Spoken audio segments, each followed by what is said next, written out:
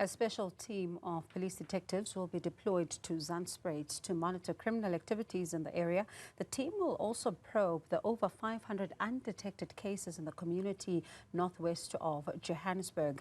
This was revealed by Police Minister Bekele during a meeting with the residents today. The meeting comes as the number of those killed in Wednesday's attack rose to 8. Malungelo Boy has that story. Minister Bekele and his entourage were locked in a 3-hour-long meeting with community leaders at Zandspruit. On the agenda was the vicious attack that left 8 dead. The dead men, aged between 20 and 30 years, were accused of terrorizing the community. Some community members said the men were part of a gang dealing in drugs in the area. The minister admitted that the police's response to the attack was one of the problems. One major thing was the response of the police on that particular day.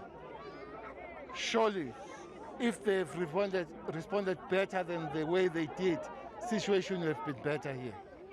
The second point are people who are parading as leadership, yet they are pushing their criminal activities. Would you then say that the police failed those young men? No doubt about it, no doubt about it. That one element that caused the problem are the police who did not do their job in that particular day. While a team of detectives will look into over 500 unresolved cases in Zandspruit, Bekele is also promising action against officers who continuously fail this community. Police give the report that there are 550 undetected cases. Some of those cases are murders, some of those cases are rape. The special team that the Provincial Commission is going to put here is to look on those cases, including the cases that have just happened here. Some residents who spoke to us say they want practical solutions from the minister. When he's coming back in 3 weeks in Zandspruit, I need the right answer and a right movement. What's the right answer for you and the right movement? To do the right thing, to have a right police, to do the right job. Ngicela ukuthi babeke ama-mobile policy izinto lezi zamaphoyisa zokuthi zihlale. Minister Bekele has given this community an assurance that he will be back here in 3 weeks' time to give them an update on how he will be dealing with the policing issues in this community. For Newsroom Africa on Channel 405, I'm Malungelo Boy in Zandspruit. Let's stay on the Zandspruit attack, and joining me now is Victor Mafinya. He's a ward councillor in Zandspruit, and he joins us via our phone line. And also joining this conversation is Nomfundo Mukhabi, the Executive Director at the Centre for the Study of Violence and Reconciliation. Good evening to you both, and thank you so much for your time tonight. Victor, I'll begin with you. There appears to be varying, things out there that are being put in terms of stories and versions that are then being put out as to what exactly happened with this particular incident. There's talk of young people who are said to be terrorizing the community, but there's also talk of some criminal activities that may have taken place that could have led to this particular attack that we saw unfold on Wednesday morning. What exactly happened, according to some of those who are telling you on the ground? Indeed, in Zandspruit community, we are still traumatized on incident that has been happening on Wednesday.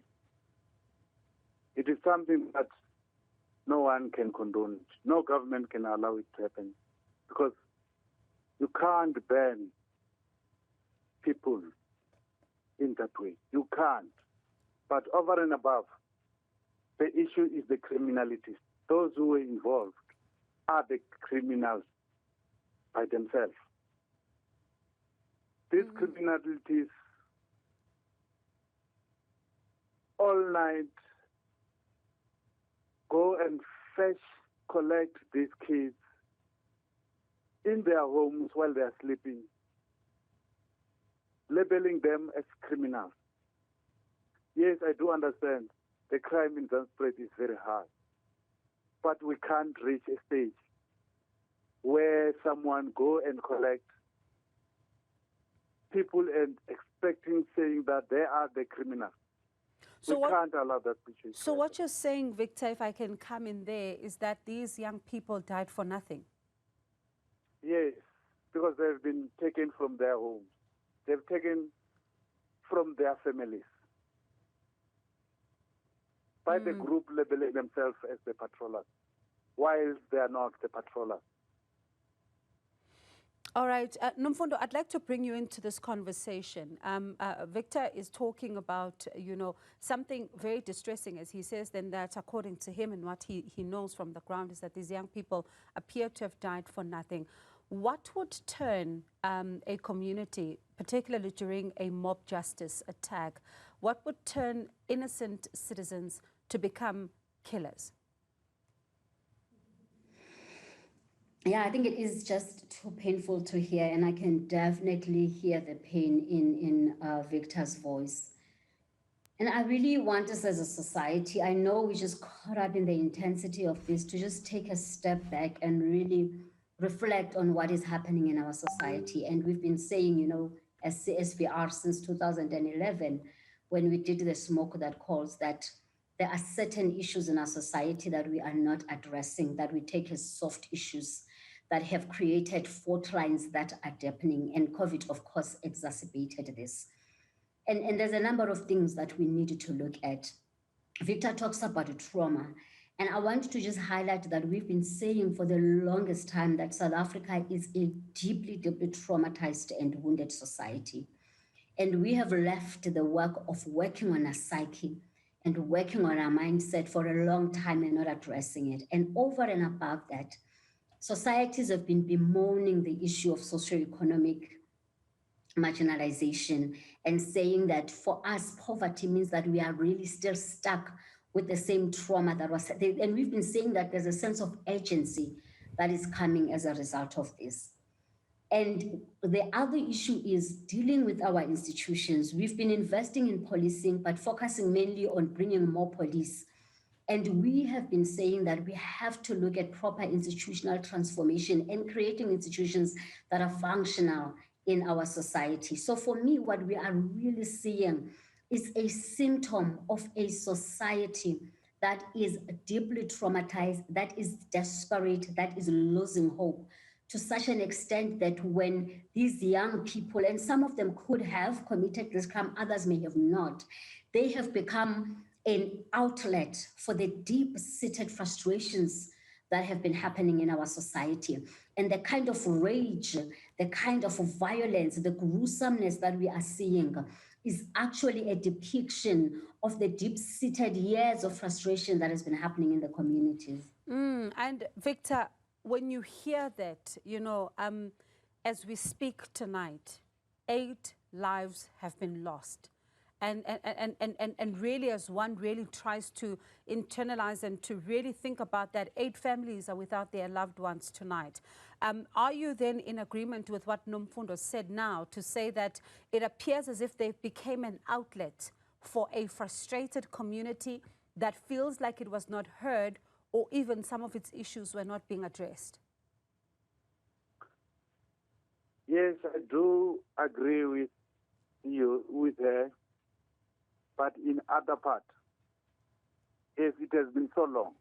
But now, how can someone, even if it has been so long, to attend the issue, how can someone think about doing that evil thing, cruelty thing, that we never, since I was in Zandspruit, since I was born, I never ever had a story like that. 8 lives in one night, in that kind of cruelty. No, something is wrong. I can say to you, people who have been done this, they've got a purpose.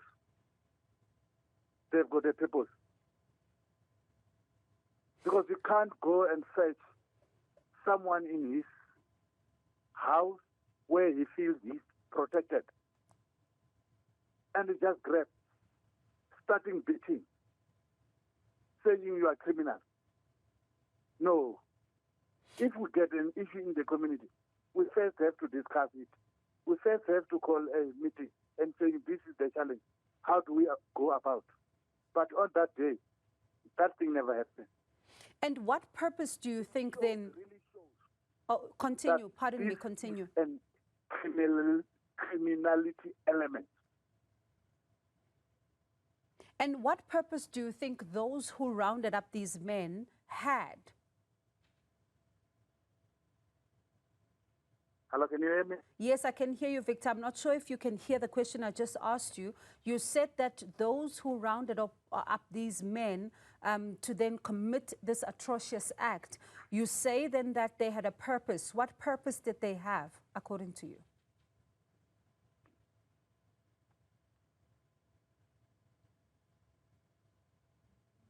All right, it certainly does look like we have a challenge with that line. Victor, I'm not sure. Are you able to hear me now? All right, I do understand that we also lost Nomfundo Mogapi from the CSVR as well. And Victor, we are trying to get them back on the line in order to be able to continue with this conversation as we try. Let's go back to this conversation now. 2 more people have died following this week's mob attack in Zandspruit, bringing the death toll to 8. A group of 9 men was taken to a local sports ground earlier this week. They were beaten up by angry residents who accused them of terrorizing the community. I'm still joined by Victor Mafinya. He is a ward councillor in Zandspruit. He joins us via our phone line, and also joining us in the conversation is Nomfundo Mogapi. She's the executive director at the Center for the Study of Violence and Reconciliation. Thank you so much to you both. Victor, before the line had an issue there, you were telling us that you believe those that are behind this particular act have a purpose. They had a purpose. What do you think that purpose is?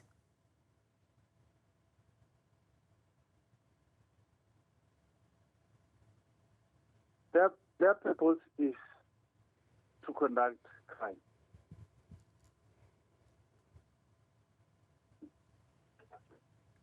Now, as I'm speaking, this comes to my mind that since Thursday, we are hearing that these kids were involved in smoking drugs. 2 from them, they were dealing with drugs. And those who went to fetch them in their homes, they are drug lords. Which means these 2 groups are fighting for the business of drugs. They want to overpower one another. So now this is the issue that I've seen, that there is something behind this. Drugs. And innocent people, kids, has been drawn in for the battle of drugs. They are being used. Even the community has been used to be wake up and fight for something that they don't know. This is a result of an above.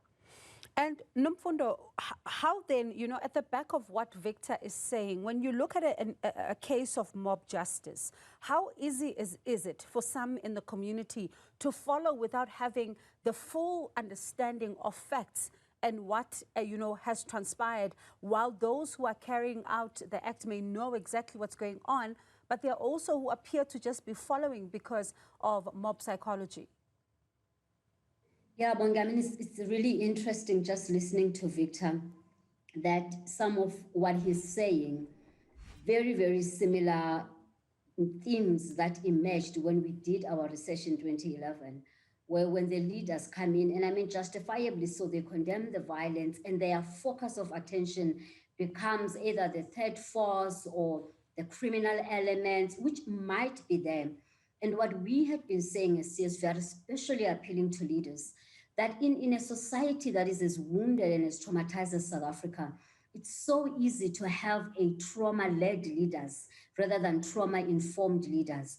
This situation requires leaders to just pull back and not focus too much of their energy on the criminal elements, but ask the question to say, what is it? And I think Victor said it powerfully. What is it about our society that it is so easy for us to perpetuate this criminality? What is it about communities that it is so easy, if there is, and I say big if there is this criminal elements, why is it so easy to mobilize our society? Because what happens is that when grievances are left unattended for a long time, when the fault lines have deepened, when the trauma has intensified, then what happens is you have then leaders who could easily mobilize, speak to the pain of the people and mobilize them towards doing things such as this.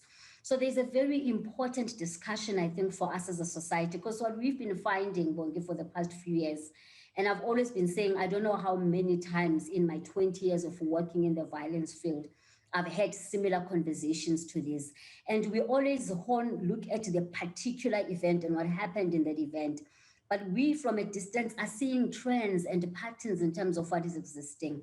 And we've been appealing to our leaders that rather than focusing too much of your energy, yes, we must deal with these criminal elements, is critical in terms of the short term and actually quietening people down. But can you go to the masses and understand what is happening in these communities, so that if other so-called criminal elements emerged, they will not have the capacity to penetrate into the communities? There is fault lines that are happening in the communities that need to be addressed by our leaders. It is not enough to come and condone this.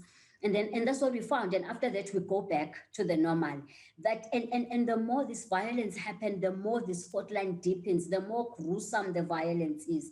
So I'm really, really also appealing to us that let us not have this response of just panic in terms of this incident.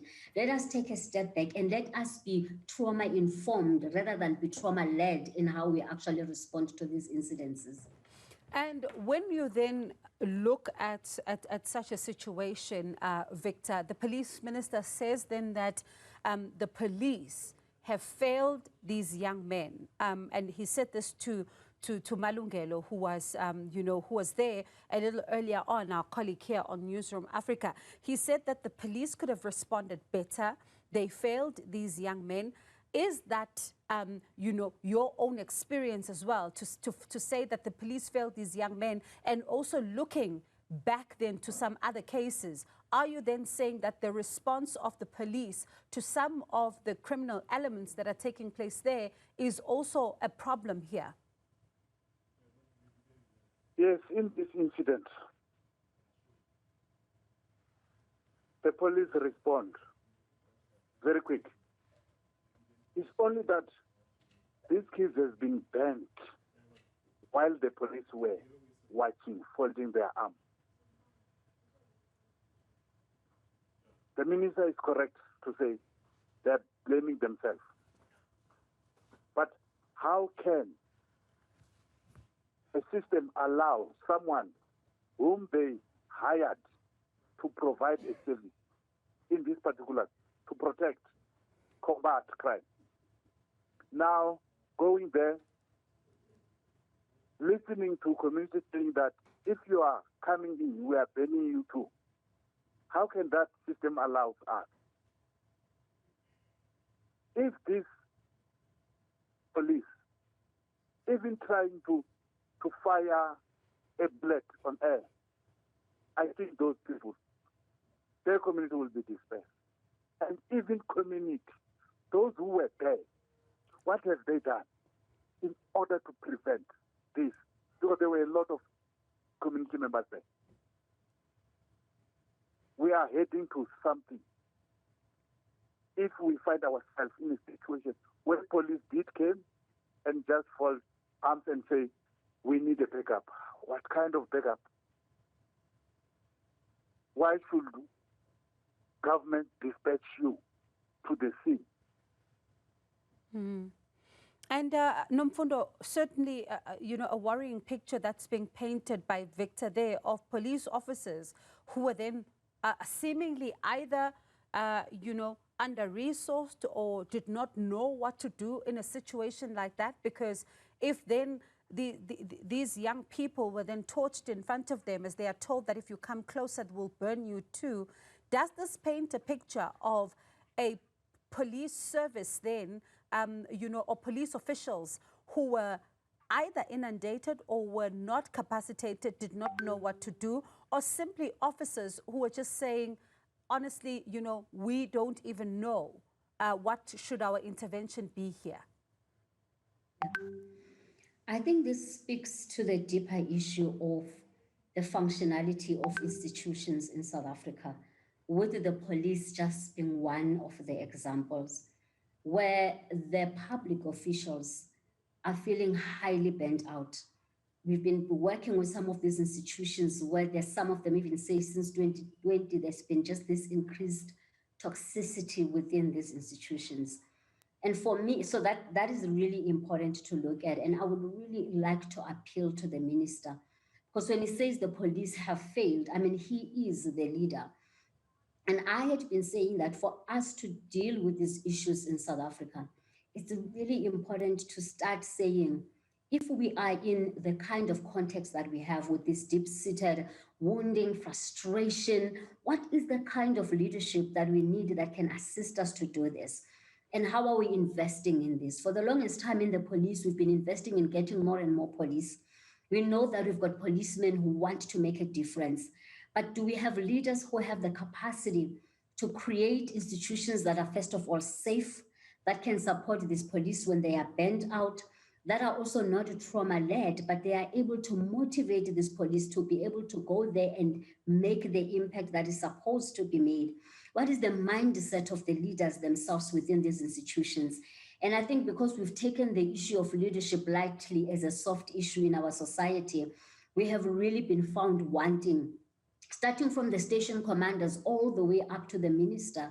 I think we really have a crisis, because for me, Bongi, the solutions of South Africa will really come in when we have the types of leadership at a community level and a leadership level that can be able to navigate this traumatized context and still be able to create the change that we want without either feeling completely mobilized or using excessive force in order to be able to solve some of these problems.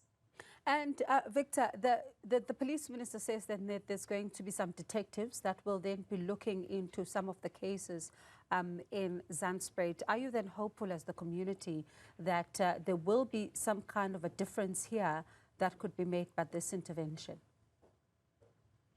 Yes, I'm hopeful that the detectives will do their work.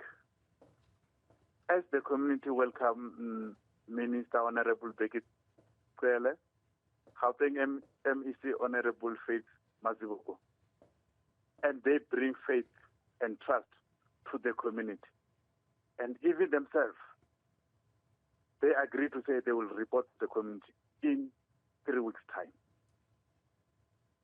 I'm happy, and the community welcome it. And is there... Oh, okay, continue. But I want the minister to note this. In Zandspruit, most of the time, when there is this vigilantism, criminality element, where lots of community are involving, burning people, killing people, I'm the one who drives to police station. I'm no longer wasting my time of phoning. I phoned and I drove in, so that tomorrow I must have an evidence that I was there. Even this evidence of Wednesday, I drove to the police station and I found police saying that they are busy organizing a backup. But I have a trust today as the community welcome the minister and MEC. And Nomfundo, how does this community begin then to move forward? Because we saw on Wednesday some mothers coming out and, some of the relatives of those who also now have died, others were in hospital at the time, saying that their relatives have done nothing wrong and they're quite distressed by what happened. And at the same time, you have a community that's decrying the state of policing there, talking about crime. How does this community begin to forge ahead, especially after an incident like this? So before I even answer that question, please just allow me to take a step back in the previous discussion with Victor. and to really appeal to our leaders. We've been saying this, can we not wait until these kinds of violence, eruption, and tragedy happens before we are able to hear communities? We've seen this over and over in our research, that when there is this kinds of violence, then political leaders come in, they speak, community feel heard, but the implementation and the kinds of change that are needed is at an official level. And sometimes the ministers come, give promises, but the official, the machinery of the institutions are not able to implement the promises that the politicians bring, because again, they are being trauma-led and they are responding out of panic because of what has happened. So it's the same trend that we are seeing. And I would like to really appeal to the minister that can, in this community, can you really go to the station commander level, see what is happening in that station, and look at how to bring in sustainable change that builds a relationship between the police and the community, that looks at the leadership in those police stations and how they are leading and the culture that they are creating. Because Zandspruit is an example of many communities in our society. And so I think it's really important to highlight that. And then just in terms of the way forward, Wendy, I think as you are saying, definitely there is now a deep-seated eruption of trauma. Something has been seriously broken. So there is urgent and emergency work that needs to be done to facilitate healing in these communities. And I would really appeal that we have social development and others to help this community to heal. But again, we have a tendency in South Africa to only respond to emergencies, and we don't bring long-term sustainable change. Can we look at long-term shift of building social cohesion in this community, of strengthening community leadership that is not trauma-led, that does not mobilize people towards violence, but a community that can identify early warning signs in order to deal with these issues? All right. Thank you so much to you both for your time. Certainly looks like there's a lot that still needs to be done to try and restore this particular community. That was Victor Mafinya, who is a ward councillor there in Zandspruit, and he was joining us on the phone, and also Nomfundo Mohapi, who is with the Center for the Study of Violence. Of course, just certainly a disturbing story there that has emerged out of Zandspruit, and still